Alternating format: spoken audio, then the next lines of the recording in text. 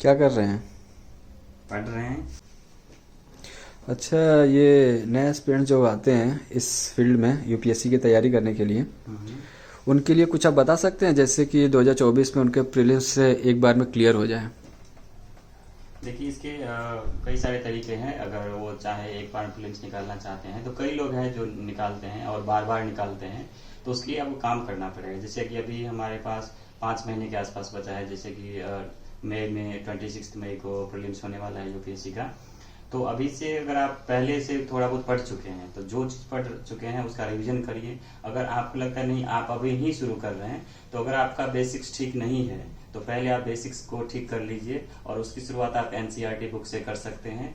5 core subject main रूप से होते हैं। 5 कोर सब्जेक्ट को आप जितनी बार हो सके उतनी बार पढ़िए। खास करके एनसीईआरटी की जो बुक है, जैसे इकोनॉमिक्स हो गया, ज्योग्राफी हो गए, पॉलिटी हो गए, इकोलॉजी इन्वायरमेंट हो गए, और इस तरह की जो भी हिस्ट्री के जो भी 3 हिस्ट्री है बुक है उसको अच्छे से पढ़िए और बढ़िया से पढ़िए। इतना अच्छे से पढ़िए कि आपको ये प्रीलिम्स के में भी काम दे दे और मेंस में भी काम दे दे।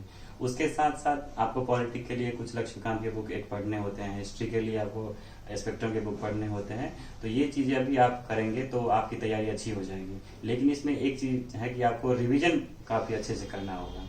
आप प्रत्येक दिन कम से कम 2 से ढाई घंटे रिवीजन करिए। जो सब्जेक्ट आप पढ़ चुके हैं उसको आगे की पढ़ाई करने से पहले प्रत्येक दिन आप रिवीजन करिए, फिर उसके बाद आगे की चीज़ पढ़िए।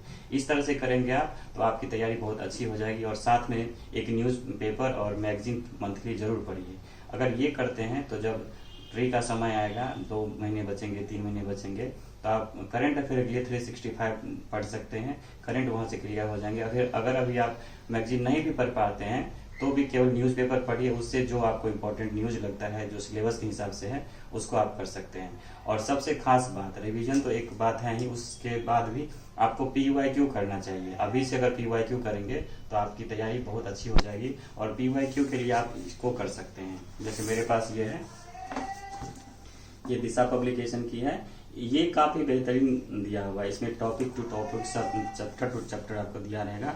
अगर इतना कर लेते हैं तो इसका सबसे बड़ा लाभ ये होगा कि आपको ये पता चल जाएगा कि किस टॉपिक से लगातार क्वेश्चन पूछे जा रहे हैं। देखिए होता ये है कि हम लोग काफ़ी चीज़ें पढ़ने के चक्कर में इंपॉर्टेंट चीज़ छोड़ देते हैं। उसका नुकसान ये होता है कि हमारा रिवीजन अच्छे से नहीं हो पाता है और हम लोग फेल हो जाते हैं। जबकि असलियत ये है कि 50% सिलेबस को कवर करके 60 से 70 क्वेश्चन सॉल्व किया जा सकता है।